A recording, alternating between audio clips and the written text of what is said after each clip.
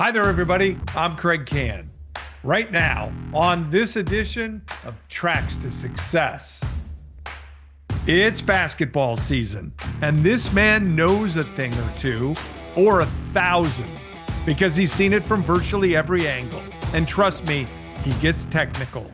It all started with a work-study program, and it's led to a full-time job as a college hoops referee that began in the 80s and is still the slam dunk dream job he always thought it to be.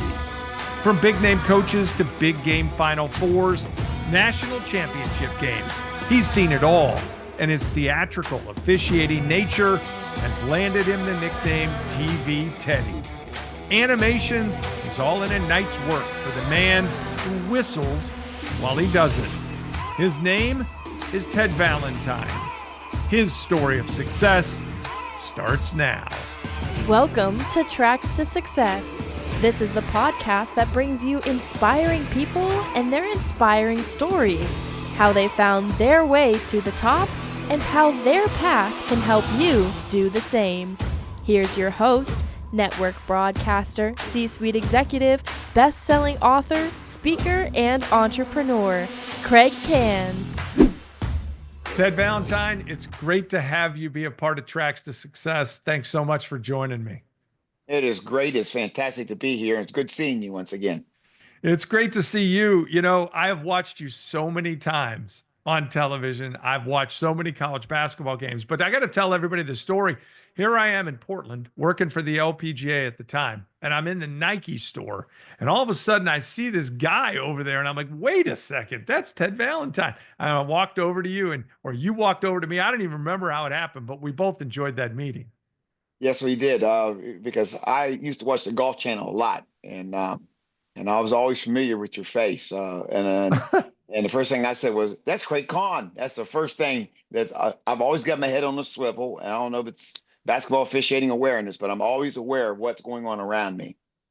Well, I appreciate it. I appreciate it. Hey, let's talk about your journey. We're going to get into that. All right. But I want to start with this. I'm going to let you go in a certain direction here. I want to know what the slam dunk thing is about you that everybody needs to know, that they might not know. You know, they know you're a basketball referee. They know you've seen the biggest stages, the biggest games, and all that. But what stands out in your story, the one thing that's a slam dunk we got to know? Well, a lot of people would think that they watch me for those 2 hours to perform.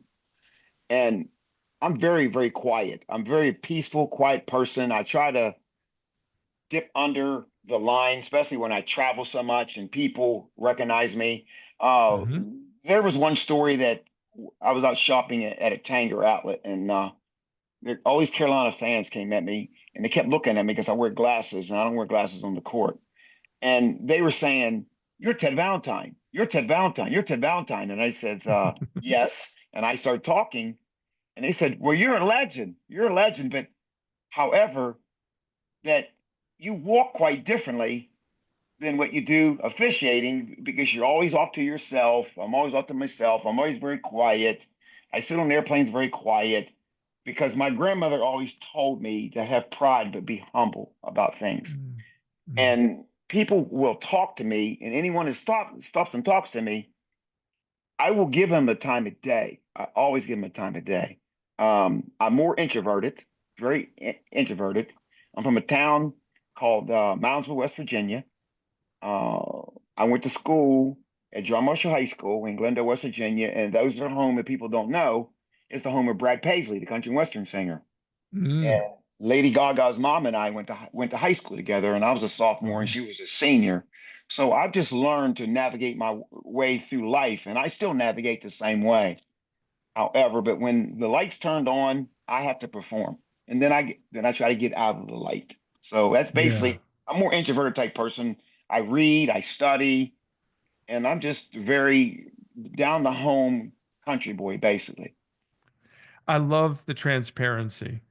Final Fours, the biggest games of them all, national championship games. Good. Last year, over the age of 65, Ted, you called almost 80 games. Oh, What it's the unbelievable. heck, man? Why? Well, I guess when you're, I can let all your viewers know, I'm 67 now. So I take that pride factor. I just take the pride factor. The the fans, the players. I've had almost every coach that was players, and it just gives me this sense of energy. And I train with younger people, and I just love the game, and I don't see no no sight ending. My uncle's 85 years old, and he was a West Southwest Conference official, and he used to tell my late aunt, he says, "Isn't it about time he should retire? He's been up for a long time."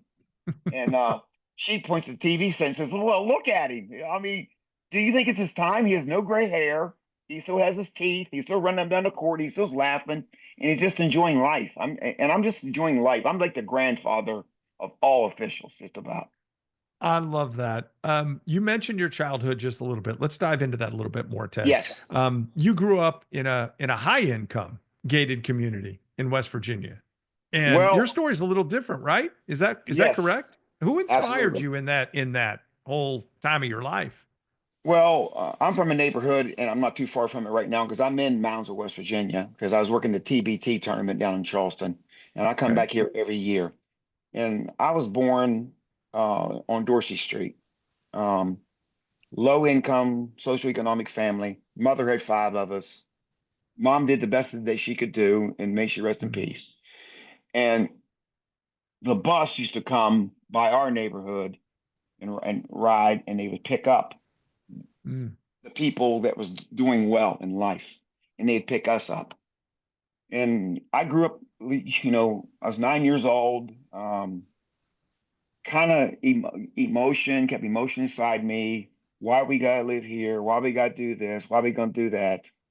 My mother did the best that she could do, and we were on public assistance, and we really were. And I was on public assistance to the time I was 21 years old, just about, and it's basically all I knew. And I think that through my life, my teacher put his hand on my shoulder, and the teacher was Robert Montgomery, a baseball coach, asked me, was I coming out for baseball? And that gave me a little spark. I just because somebody showed their interest and they cared about me as a human being. Because where I grew up, people didn't care as much. It was survival each day and each day. And what are you going to do this day? What are you going to do that day? And it took him to put his hand on my shoulder when I was a 10th grader, and I went out for baseball, and that there turned my whole life around for me. And then later on, got a scholarship, went to college at Glenville State College, which is Glenville, West Virginia University, and another person took me under their wing. And mm. it was like I was meeting all these people through my life because I believe that God would put people in your path for a reason. And these people were in my path, from baseball coach to graduate from high school, because no one from my in my family graduated from high school. So Mm. I was one. I was the one, and I went to college, got a college degree, and later on, I ended up going back to my alma mater, John Marsh High School, and I ended up being the first minority teacher to ever teach in that county. So Mm. I would say every step along the way, I've had somebody looking out for me, and it's just a guardian angel, and it's a blessing. And I've always acted that way because somebody has always paved the road for me to help me. And that's how I've made it through this world. Yeah, it's interesting because the things that I was reading and doing my background, some of it said, hey, he came from a higher income neighborhood, not Right. necessarily low income. Right. Low income. I was from a low income neighborhood, and we didn't have much. We really That's didn't. impressive, man.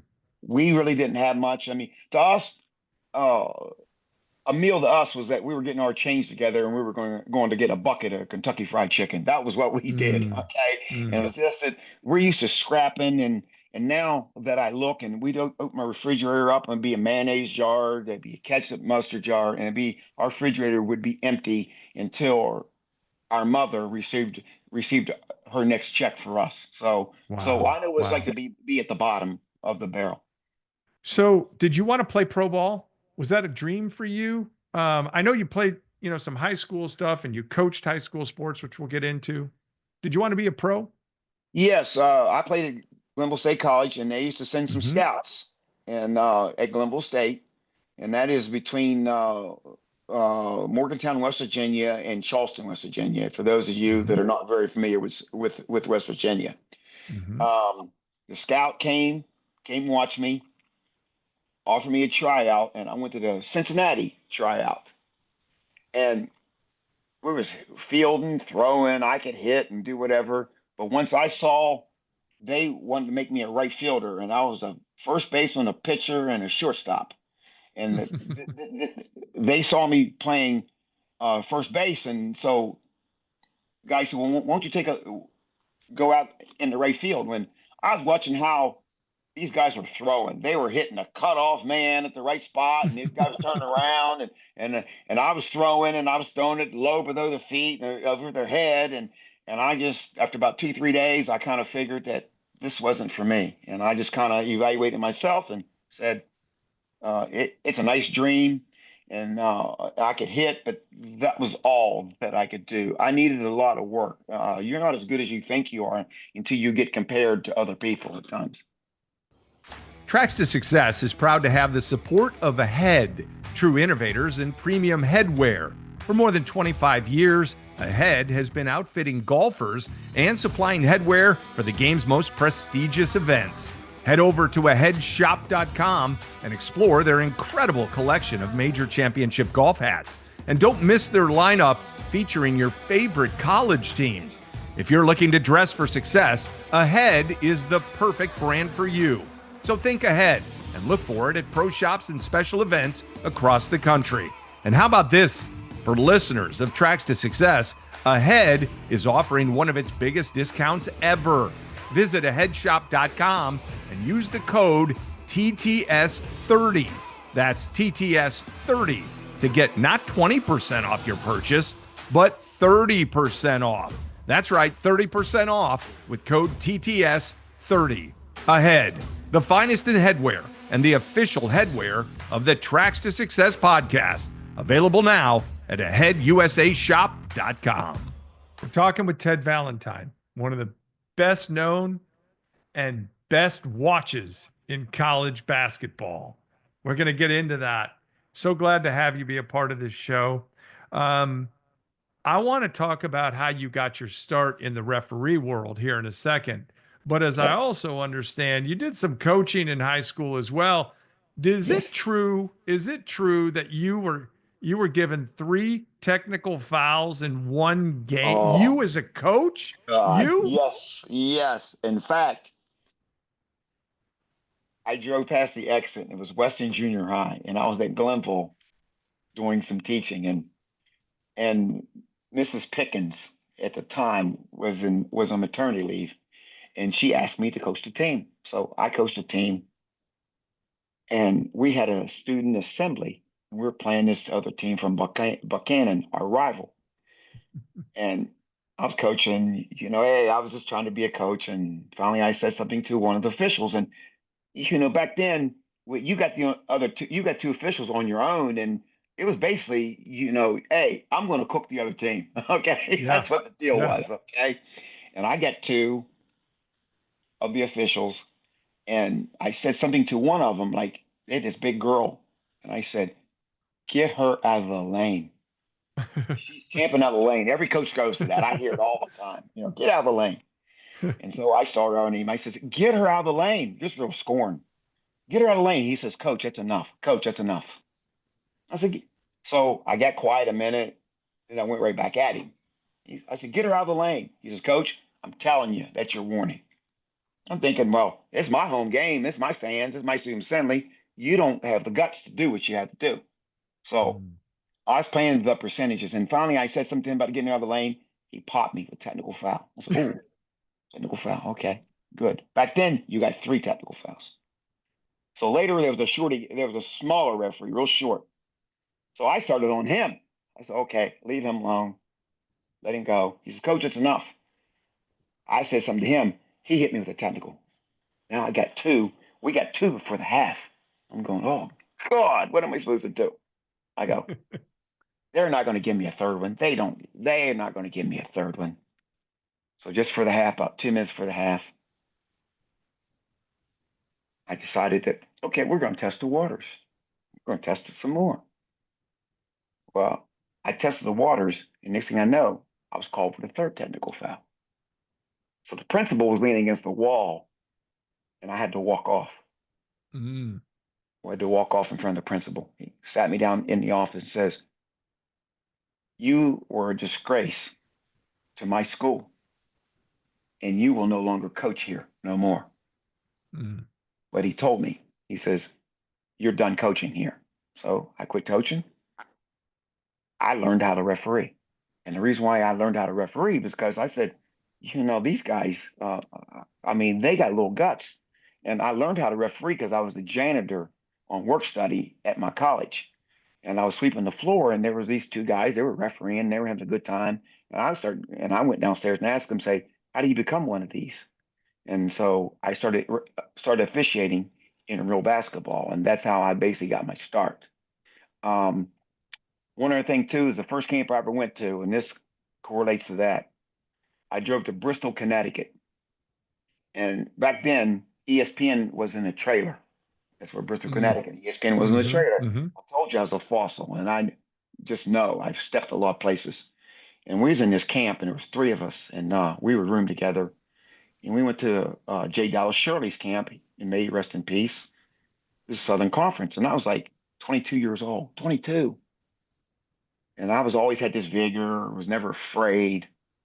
So he sent us to the room, and we're supposed to take a break. And so there was these three ladies, they were sunbathing down below us, they were about 3 floors below us. And they were laying there on the floor, and we were joking, laughing, and whatever it is. And we got to betting one another, well, who's going to throw, we had to start from cooler water, who's going to throw the water who's going to throw the cooler out? So I said, "You're chicken, you guys, whatever it is." So I dumped the cooler. Bam. These ladies yell up, and they're yelling. They're using profanity. They're doing it all. And we're behind the wall. We're snickering and laughing, like, "Hey, we did this, we did that." So we went down, and there was the guy that was running the school. It was his wife and his three kids, and they were grown. And Mr. Shirley asked us, "Young men, I need to talk to you three." So we came.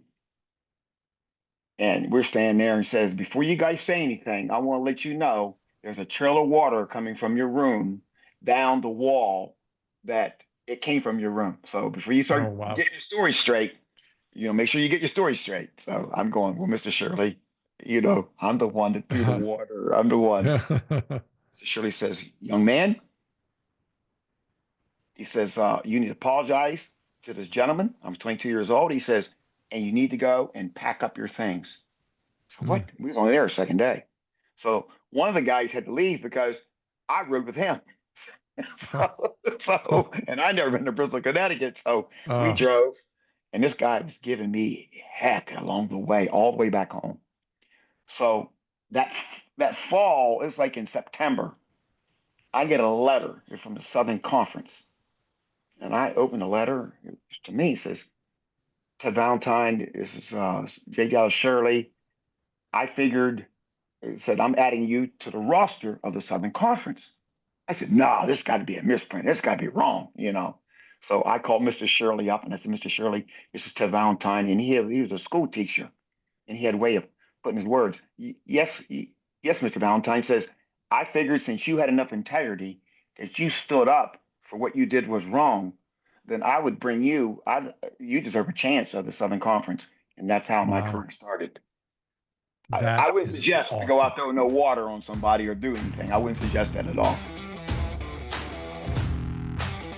In addition to hosting this podcast, Kraig leads the Kann Advisory Group, focused on elevating communication for companies and individuals. Company consulting, team and individual workshops, mind-altering virtual programs. To learn more and to find out why the Elevate workshop has been labeled the most powerful experience in leadership communication, visit cannadvisory.com. And when you do connect, mention the Tracks to Success podcast to receive your special discount. Now, back to the interview. We're talking with Ted Valentine, NCAA referee, one of the best to ever do it. I want to know what your why is. Why did you want to be a referee? Why have you stayed in it this long? I've never asked myself, but now as I've gotten older, my why is, why shouldn't I? And I've used that over and over and over, especially when I've gotten to things. Why shouldn't I? Hmm. Anything, any adversities, anything. Why shouldn't I? I'm just the anointed one that has just been through this, and I know, and I've navigated myself through this with the trials and tribulations that have taken place. And I Mm-hmm. figure that it's just been me, and I figure that I've been anointed because I believe in the man above, and whoever you believe in and what you believe in. I was brought up the right way, that you keep on plugging, you keep on plugging, you keep on plugging, you keep on plugging, you keep on plugging. And that's probably why it contributes to my success, is I've Hmm. kept on going.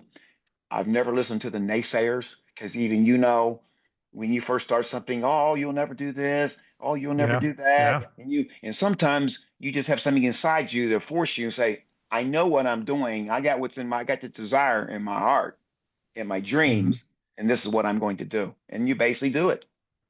Great stuff. Great stuff. I want to do a fast break. We're going to call it a fast break. I'm going to hit you with some things. I want quick answers on this. Okay. You've seen it all. Who's your favorite coach that you've run up and down the court who's been on the sideline in all your time? I would say the late John Thompson. Why? The reason why I say, because I grew up as a man under John Thompson, because my household was absent of that father figure. And I say John Thompson because one time I was in California and I was officiating a tournament, and I was applying something to the NCAA, and he using so many terms. Forget about the NCAA, and you need to Hmm. get a mind of your own, and you'll be a great official. And I've got a mind of my Okay. own. Who's the toughest coach that you've ever had to work with? I would say the toughest guy that it was hard to peel back layers on. Hmm. Toughest guy would probably have to be Bob Knight. And the reason why I say that is because he was very tenacious, very hardcore, very tough, very intimidating figure. I think that when it came down, it was somebody like him. When you went into Bloomington, Hmm. you blew your whistle, and he'd say something, all 18,000 fans would get quiet. Uh, and when he got 18,000 fans would start getting quiet, I would do my thing, because I learned that's the fans would always care about what he was saying. And I just learned how to adjust it. I spent my whole career studying him. Um, and I have to back up. Sports Illustrated did an article when I was 32 years old on the 9 top officials. And they named all the Jim Burr, Tim Higgins, Eddie Hightower. And I was one of the 9th guys, and I was 32 years old. And it was like somebody was reading my future to me. It's like Mm. sometimes that you hear this guy 6'2", he has the dimensions. This guy is the one to go toe to toe with Coach Knight, and that was in the article. And years later, in 1998, that's what happened itself. Yeah, I want to talk about that. I'm going to kill my own fast break. So much for my That's quick okay. questions. We'll get back to it in a second. But you gave him 3 technicals. We're going back to you in the gym when you were Oh a coach and you got 3 T's. You God. gave Bob Knight 3 T's. And Ed Yeah. Hightower was one of the other officials, right? Didn't he try to get Yes. you to take one back and you wouldn't do it? What happened? Yes. Well, what happened is, people have to understand, and this is from my book later on, is that people have to understand that I grew up, and my dad, and I got to back up to my dad. My dad once watched me work at St. John's Arena with Jimmy Jackson. Gary Williams was the head coach of High State, and the Fab Five was playing. Okay. And my dad came from St. Clairsville, Ohio, and he was late, always notorious for being late. They put him on the front row. So when your dad shows up, you're showing your dad, hey, I can do this. And I'm Mhm. like 26 years old in the Big Ten, 26 years old, Mm. baby-faced kid. So the first time you ever get any money around your dad, you're trying to show your dad, hey, I can take care of myself. So I took my dad across the street. My dad was an ex-Marine, and he took him across the street, and he was smoking cigarettes with his left hand. He was left-handed, and my dad never said much. He'd come watch me play high school and that stuff, but never offered any criticism or anything. Never did. Old school guy. Never said nothing. Never said anything. So I reached across to my dad, and I'm feeling kind of, feeling good. And I said, Dad, how did I do? And my dad put his cigarette out and put it on an ashtray and says, do you really want to know? And I said, yes. He goes, number one, you're a baby face. And two, they will run you over. My dad said it to me. Went back. Anything else? And my face started wilting up. I wanted tears because I was only his only child. I got in the car, and I lived in Worthing, Ohio, north of Columbus, 23 miles, and I had tears all the way home. I once asked my dad. However, back to the Bob Knight situation. Back to his situation, Coach Knight kept coming at me. He kept coming at me. He kept coming at me. He kept coming at me. So we get in the rhubarb, we getting some words back and forth, and finally he said some magic words, and I ran in the huddle and beat him. Ran his huddle, ran bam. Okay. So I got away, stepped away. Coach Knight walked behind me, and I said, you need to get away from me. You need to get away. So at halftime, I walked off at Bloomington, and most officials are like this. They either, when they're taking booze, they want to stand by somebody. They want to hug up. I took my time. I walked by myself. Okay. And they were booing. They were throwing money on the court, and they were doing all kinds of stuff. I was walking off real slow, just walking, enjoying the scenery. So I come back the second half, across from Indiana bench. Coach Knight come at me again. I'm kneeled down trying to stretch. And I'm kneeled down, he's standing over me. And the first thing I kept thinking was, if I stand up, this looks like confrontation. So don't stand up. Don't stand up. It's because my dad was always a Marine guy. It was always be mentally prepared, be mentally prepared, be mentally prepared. And I never stood up. And so Coach Knight goes back to his bench. So we're going up and down the court, and we get this strange play.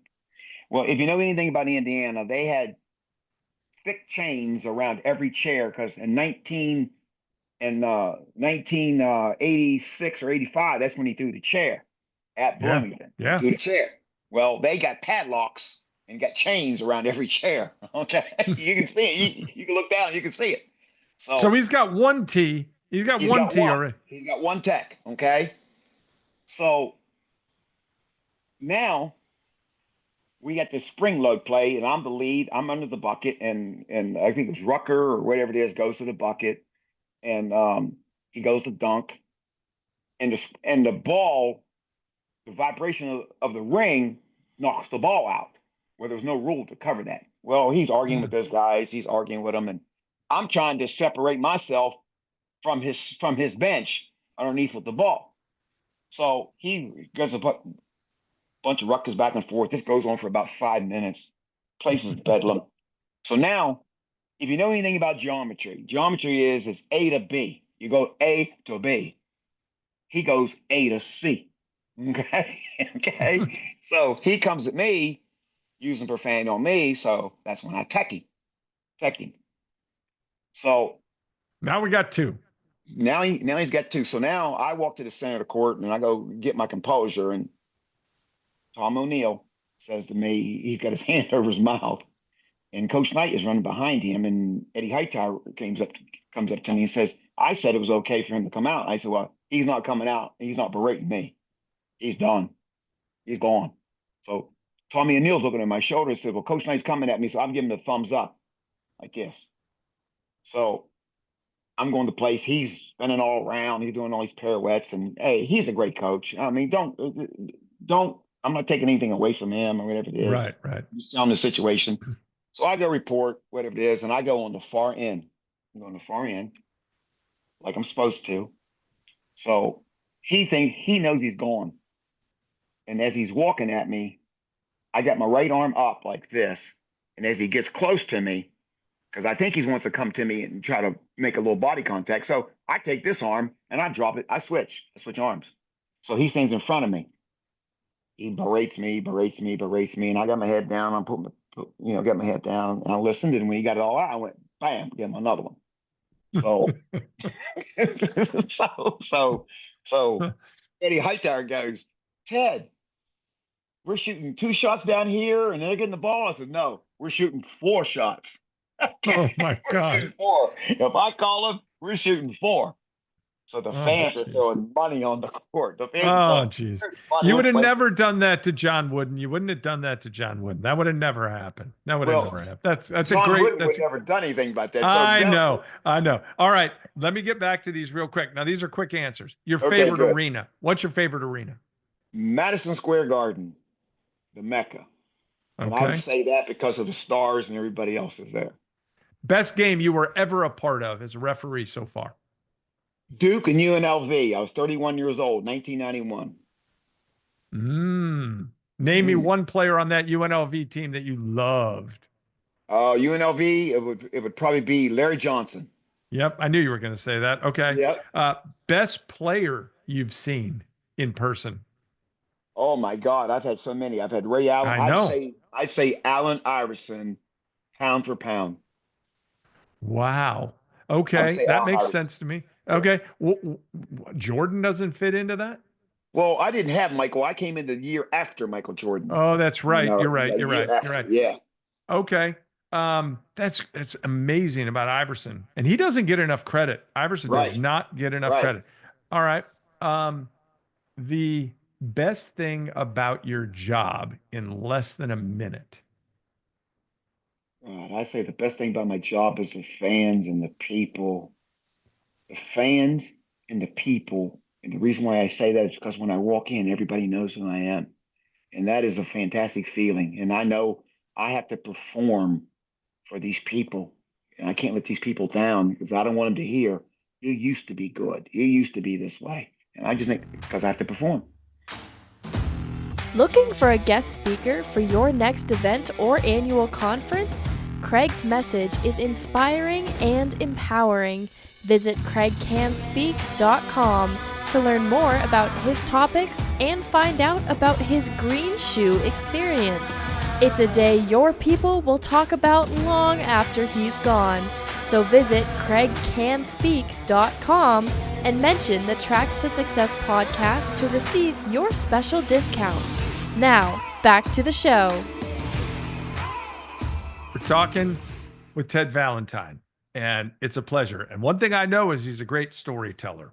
So I want to get into something here. People have said that you love the spotlight, All right. TV Teddy, all that sort of stuff. Then how is it that and I've seen some statistics, you don't call that many fouls. So you're not actually one of those guys that's like, calling fouls, blowing the whistle all the time to put yourself in the spot. Those things, they don't go hand in hand then. Right. Does that nickname bother you? No, I'd say the reason why is because the name is Ted Valentine, and those are my initials. Whoever gave me that, they just made a trademark. TV Ted. Everybody calls me TV Ted. I'm not bothered by that. It's just, I call it like some sort of endearment type thing. Okay. I mean, that's the way I treat it. The interesting thing is we're going to have a pun tie on words here. Travel, right? You're calling traveling on guys, which doesn't get called a lot these days. But talk to me about the rigors of travel. What's the most games you ever did in one season that you would remember? And why is travel difficult if it is for you? Well, I think it was easier back then when I was in the high 90s of games because you had more flights that you could fly to, and you had more flights out of different cities. Now I have to leave at 5:15 in the morning to get on the early morning flight to get there around 9 something in the morning because you really don't know because you really can't take any chances about the flight. So you're really getting up at 3 o'clock in the morning and you're basically catching a flight to these places. So I say travel is definitely flying. Yeah, I mean, that's how do you stay fresh then? I mean, because you're getting there early. I do the same thing. My kids always wonder why you take the early flight because I can't take a risk. I don't like taking that Right. risk. But then what do you do in the afternoon? I mean, you're on that night. You taking a nap? How you stay Well, fresh? what I used to do is everybody knows I'm a Marriott freaky, so so you find me in the Marriotts. I mean, high-end Marriotts. I'm a Marriott person. I believe in sleeping the way that you do at home, you know. Okay. Um, I would say that I get there, I, I go to the concierge or the M Club, have me some breakfast. I go to sleep. I get up at 1 o'clock. I go lift weights. I lift weights. I go lift in the gym. Finish by 3 or so. I know where every Starbucks is. Got to have me a Starbucks. I give me a Starbucks and a chocolate chip cookie, and I drive my own car because I want to leave when I want to leave. And I'm in the locker room most venues 2 hours and 15 minutes. Before the game. That's basically Um, yes. Pressure of college sports today, and it is, I mean, Ted, it has changed so much, right? These guys are getting paid, all that. Yes. Are you okay with it? I believe that they should make something. I believe that they need to put a cap on it. I had a player last year, he's making 3.1 million. I mean, it's just I think they need to put a cap on it. Um, I feel bad for the coaches because how much coaching are you going to get done when you got somebody that's getting paid more than your assistants? Okay, Hmm. and I feel that they should put a cap. They should have to sign a 2-year agreement that they need to stay at the school. Instead of every year I turn around, I'm going, I know this kid, I know that kid, I know that kid, and these kids are just moving around, and there's no Yeah, stability for the program, and you're going to get the top end programs are going to get these players. yeah. And it might be more difficult, not just for the coaches, but like these kids, that's a lot of money, and you're Right. calling fouls on them. I once heard a very famous coach say on a radio show that he tried to recruit the one garage door kid versus the three garage door kid. Okay. Okay. And you can figure out where that goes. That kid was hungry. He Right. wasn't entitled. He didn't Right. grow up in that way. And Right. today, these kids, I'm not coming down on the kids. I mean, Right. look, they generate a lot of money. So I'm not saying Right. anything about that. But the Right. kid might become different. Do you see Right. that potentially happening? Well, I see that is just that their money, they're making a lot of money. They feel with this generation and my nephews, I have a freedom of speech, even though Hmm. they haven't lived, and Hmm. they're going to voice their opinions more. And when they voice their opinions more, that's when I try to work with them as far as I can work with them. Then I have to do what I have to do, okay? Because Hmm. it's like they want to tell you, they want to talk at you, and I grew up when players didn't act that way. I didn't have the Yeah. Fat Five. They didn't act that way. They talked to you like Hmm. men. I had Illinois teams. I had Purdue teams. They talked to you like you were a human being. Yeah. Fab Five, amazing stuff. That generation of basketball was just amazing. We're talking with Ted Valentine. He has been a fabulous guest. This podcast, Ted, is called Tracks to Success, Oh yes, and thank I you. want to talk about success for you as we start winding things down. What is the thing that you have learned most about yourself through this journey that might help other people as well? What I've learned is that at the very beginning, when you're a basketball official, and I have an uncle who's a minister, and he always said that going through life, you have to be long suffering. And what Mm, I mean by that is you have to go through a bunch of trials and tribulations. I actually think the last 10 years, I found myself. I found really? myself. I don't I don't care as much. I learned to take my emotions out of it. I just do what I'm supposed to do. I try to get along with everybody. I try to be a conflict resolution type person. Mm, When you're younger, you're not, this is what the rule states, this is what it states, and you become a rule book official. And I think and I feel that coaches and fans don't want you to be a rule book official unless you have to use the rules. They want to find a happy medium where they can talk to you. You got a sense of humor. You got more of a personality. And if you notice now that I've gotten older, I smile more. I I put my arms around kids. I put my arms around coaches. I've just turned into the Godfather, but I still get the job done. And the reason why I probably called less fouls is because I take a whistle out of my mouth. Hey, I see you. Put your arms down. I see you. Or I run to their huddle and talk to a Hmm. certain kid. Hey, I don't need you doing this. I'm preventing a lot of stuff that when you're younger, you just blow the whistle, blow the whistle, blow the whistle, blow the whistle, blow Hmm. the whistle. And I think that I'm averaging like 30.2 fouls a game. And I don't call a lot of fouls. I do a lot of talking early. And then as the game tightens up, then I might have to blow the whistle more to keep balancing the game. It's about Yeah. keeping consistency involved in the game. Don't let it get one-sided. I've noticed in this interview, as you've raised your arm up, you've got a band around your wrist that says "Stay humble." Yes. Um, do you feel like you're a leader, even though you're a referee for a living? Do you feel like you're a leader? You certainly come across as one.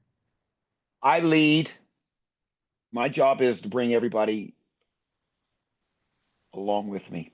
I believe every game that I'm officiating, in that I'm in, everybody, I get everybody to rise up to my level. The Mm, reason why I get everybody, it can be your first year, fifth year.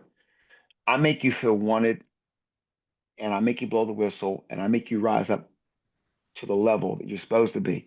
Now, if there's hard things to be involved, I get involved. And the reason why I get involved is because number one, my job is to take care of the game.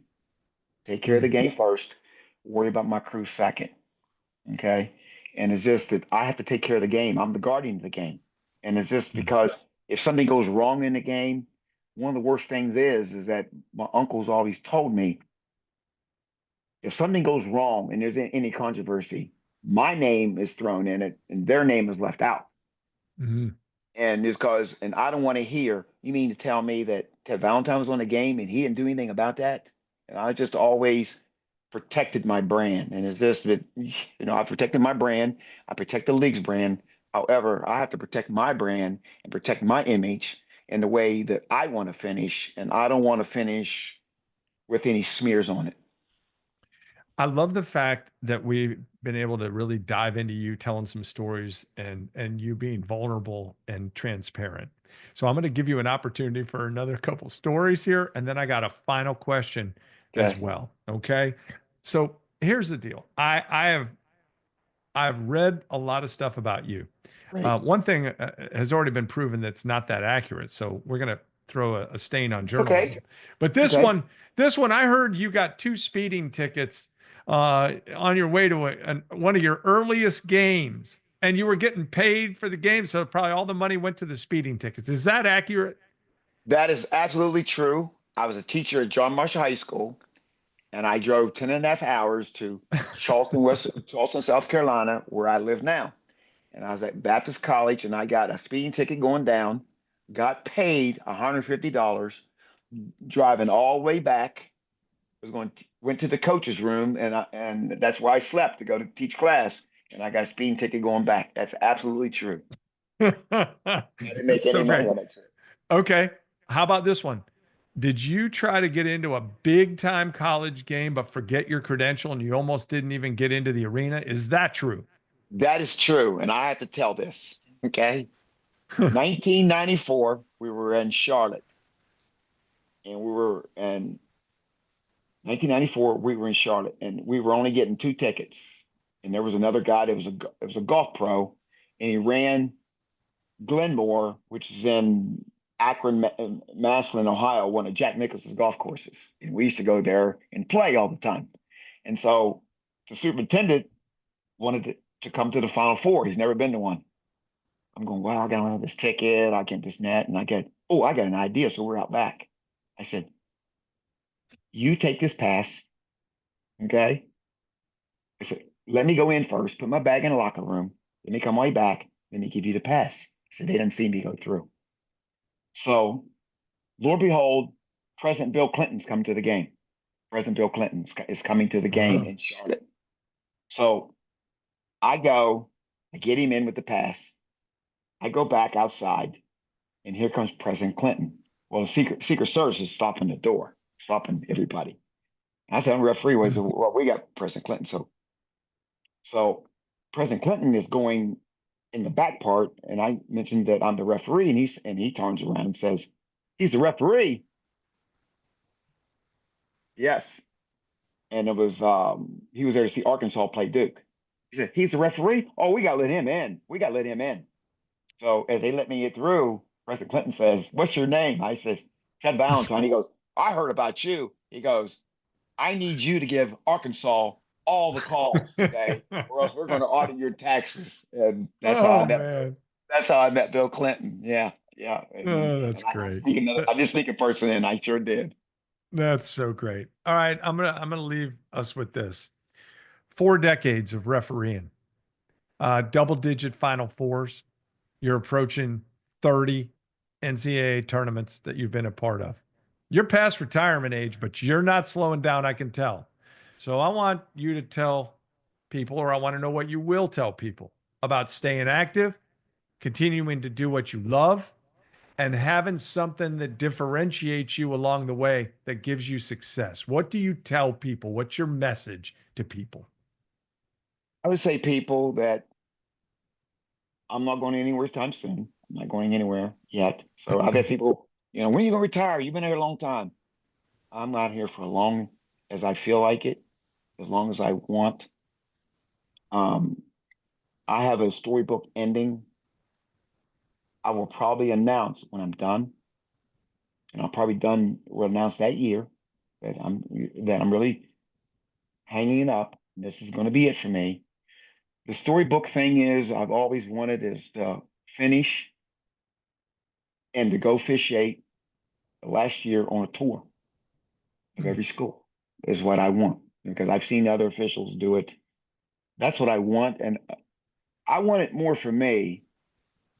Not for me, but for the fans, for everything, that to show appreciation for them and show, because a lot of people know me. I mean, there's a lot of kids. There's 4 generations of kids, 3 generations. Oh, you've been watching you since I was little, and my dad's been watching you. And I just think that to leave out that way, to walk off on this stage would be glorifying in a way that it shows that you meant something to this game. And I want to leave this game where I may have left something behind, good, with a smile, with people, being good with fans, hugging players, hugging fans, taking pictures. I want to leave something good with these people, something to give them, something that they can remember the rest of their life. Well, you've given a lot to this podcast. I've had some really great guests, and you're one of the best storytellers. Yeah. You're one of the best people, and I'm so glad we met. And I look forward to seeing you soon. Have a wonderful basketball season, and thanks for being a part of this podcast. Thank you. I'll have to call you sometime, definitely. Yeah. Thank you. Thank you very much. Friends, success isn't just about the look of your resume. It's about the way you look, and dressing for success in the workplace is important. The way you look out of the workplace is part of your brand as well. Ahead, our official headwear partner, is all about helping you show off your best self. A hat says a lot about you. And Ahead doesn't just follow trends, they set them. Available at pro shops, resorts, and big sporting events around the country, and also online. By listening to this podcast, you get a chance to save big. Visit aheadusashop.com, use the code TTS30, and receive 30% off your order. That's aheadusashop.com, using the code TTS30. 30% off just for you. Ahead, the finest brand in headwear and the official headwear of Tracks to Success. It's time for Getting Ahead. I hope you enjoyed the conversation with TV Teddy, as he's called. I mentioned that nickname a couple of times. I want to talk about a couple of things. He is known for on-court situations that he's landed in, but it's been that way for years. People talk about it. It's been his way, though, and that's something that will forever be attached to him. There's a bigger picture here, and that is being known for something, creating a legacy that is linked to you forever and having longevity in whatever it is that you really like to do. Those things are tied together. The longer you do something, you find your way, the way you do something, the how you do something. And most importantly, as Ted pointed out, the why you do something. I think it's really important to have your reasons for staying with something in your career and a particular style that makes people remember the way that you did it. That's what we talked about in our conversation. So here's the thing. As you go to work each day, think about the way you do things and how people see the way you do things and how you treat people along the way. Will they see the passion that you have? Will they see the energy you have? I think you should make sure that they do. It's really important. Passion goes a long way. And if you have it for what you do, your career will last a whole lot longer and the tracks to success will be a whole lot easier. I'm Kraig Kann. Tracks to Success, inspiring people, inspiring stories. Join us again for our next guest. Don't forget to subscribe to the show for more great interviews and Kraig's thoughts on reaching your highest personal and professional summit. Find it wherever you get your podcasts and on the Kraig Kann YouTube channel and kraigkannspeak.com.